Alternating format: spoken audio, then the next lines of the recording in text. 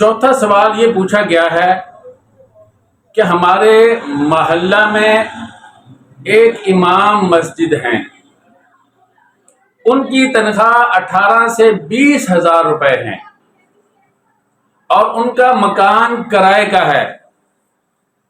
ان کے والد صاحب کی کچھ زمین ہے 3 یا 4 بیگھے، اس سے سالانہ ان کی گندم آتی ہے۔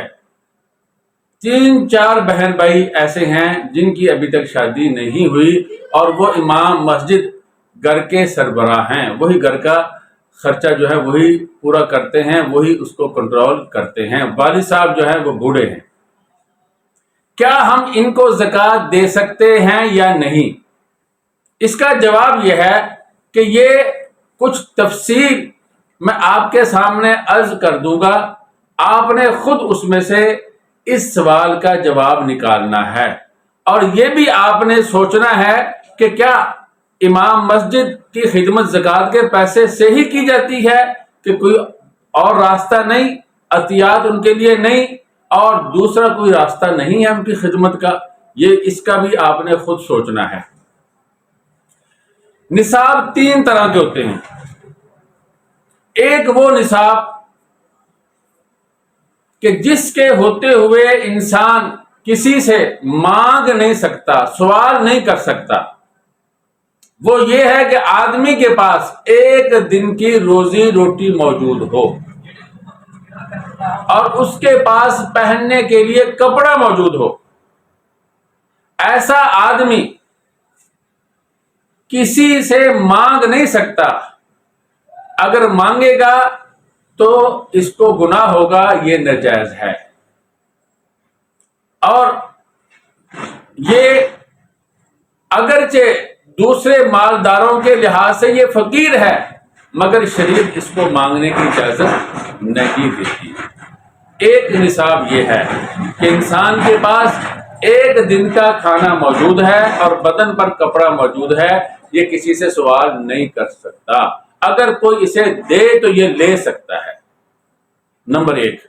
نمبر 2، دوسرا مالدار، دوسرا نصاب والا شریعت کی نظر میں وہ ہے جس کے پاس اتنا ضرورت اصلیہ سے زائد، ضروریات اصلیہ سے زائد اتنا مال موجود ہو جو 52.5 تولہ چاندی کی قیمت کو پہنچ جائے۔ اگرچہ وہ مال اموال زکوٰۃ میں سے نہ ہو، یعنی سونا نہیں ہے، چاندی نہیں ہے، مال تجارت نہیں ہے، روپیہ پیسہ نہیں ہے، اس کے علاوہ کوئی مال ہے، گھر کے اندر کوئی سامان موجود ہے اور اس کی قیمت وہ ضروریات اصلیہ سے زائد ہے، اس کی قیمت 52.5 تولہ چاندی کو پہنچ جاتی ہے، تو یہ بھی شریعت کی نظر میں مالدار ہے اور حقیقت میں مالدار ہے۔ اس کے لیے زکوٰۃ کا پیسہ لینا جائز نہیں، بلکہ اس کے اوپر قربانی بھی واجب ہوتی ہے اور صدقۃ الفطر بھی واجب ہوتا ہے۔ ایسا مالدار ہے کہ اس پر قربانی بھی واجب ہوتی ہے، اس پر صدقہ فطر بھی واجب ہوتا ہے اور زکوٰۃ لینا اس کے لیے حرام ہے۔ آپ کو سمجھ میں آ چکا ہوگا کہ یہ وہ مالدار ہے جس کے پاس اموال زکوٰۃ تو نہیں ہے، یعنی سونا بھی نہیں ہے، چاندی بھی نہیں ہے، مال تجارت بھی نہیں ہے، پیسے بھی نہیں ہے، مگر دوسرے سامان اس کے پاس اتنے موجود ہیں جو ضروریات اصلیہ سے زائد ہیں، جو 52.5 تولہ چاندی کی قیمت کو ان کی قیمت پہنچ جاتی ہے، تو ایسا آدمی جو ہے اس کے لیے زکوٰۃ لینا حرام ہے اور اس پہ صدقۃ الفطر بھی واجب ہوتا ہے، قربانی بھی واجب ہوتا ہے۔ تیسرا نصاب یہ ہے کہ کسی آدمی کے پاس اموال زکوٰۃ میں سے کسی مال کا نصاب موجود ہو۔ اموال زکوٰۃ کیا ہیں؟